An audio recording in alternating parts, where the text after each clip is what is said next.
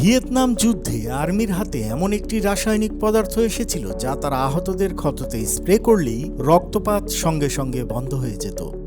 ক্ষত যত গভীরই হোক না কেন, এই রাসায়নিক পদার্থ হাজার হাজার মানুষের প্রাণ বাঁচিয়েছিল। আর অবাক করা বিষয় হলো, আজ এই রাসায়নিক পদার্থ প্রায় প্রতিটি ঘরেই রয়েছে। আন্তবাণীর আজকের ভিডিওতে আমরা এমন কয়েকটি আবিষ্কারের কথা জানব যা কোনো উদ্দেশ্য নিয়ে নয়, বরং ভুলবশত আবিষ্কার হয়েছিল।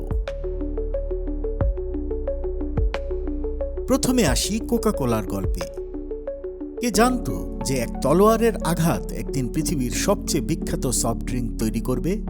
1865 সালের কথা। ডক্টর পেমবার্টন, যিনি আমেরিকান আর্মিতে লেফটেন্যান্ট কর্নেল ছিলেন, ব্যাটেল অব কলম্বাসের সময় তার বুকে তলোয়ারের আঘাত পান।